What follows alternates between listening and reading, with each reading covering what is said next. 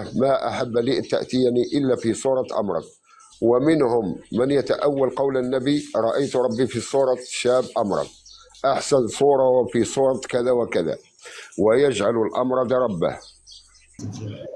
ورحمة الله أيوب وبركاته. علينا وعلى عباد الله معك، الصالحين ربنا السلام. معك يا رب. السلام. حياكم الله. كيف حالك؟ تناقشني في ربك الشاب الأمرد مراد اسمع منير. شوف، هو صار له ساعة يقول الشاب الأمرد. لا، هو صار ساعة يقول صعدني أناقشك بالأصول، من صعد يقول ناقشني بالشاب الأمرد. إذا رحت السلام عليكم ورحمة الله وبركاته. عليكم السلام ورحمة الله. تفضل أحمد بالنسبة صالح. نعم، بالنسبة للشروط الشيعي 12، بالنسبة للشروط لا إله إلا الله. طبعا أولا هو التوحيد، توحيد الله سبحانه وتعالى، أي لا نعبد غير الله، لا نعبد شاب أمرد ولا نعبد الصاعد النازل الذي تؤمنون ماشي تمام دي رقم، ماشي همشيها لك دي رقم واحد، همشيها لك. رقم اثنين ايه؟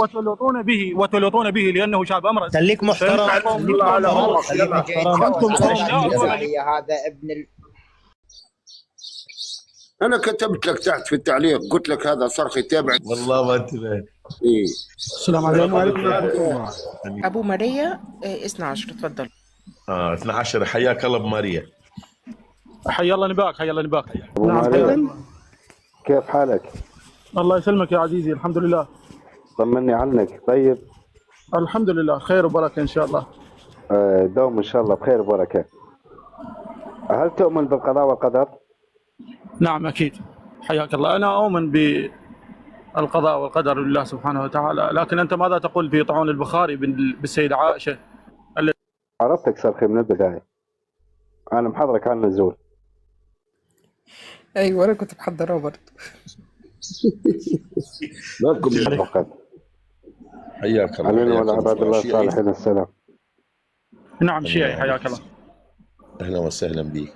سؤالنا: هل تؤمن أيها الشيعي بالقضاء والقدر أخونا؟ حياك الله يا عزيزي، حياك الله.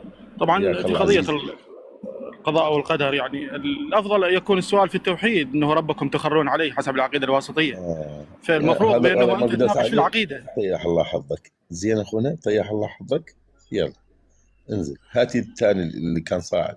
والله يا محب كنت راح أقول لك، كنت راح أكتب لك انتبهوا هذا صرخي، والله ما لحقت للأسف، اعذروني ما لحقت. سعد.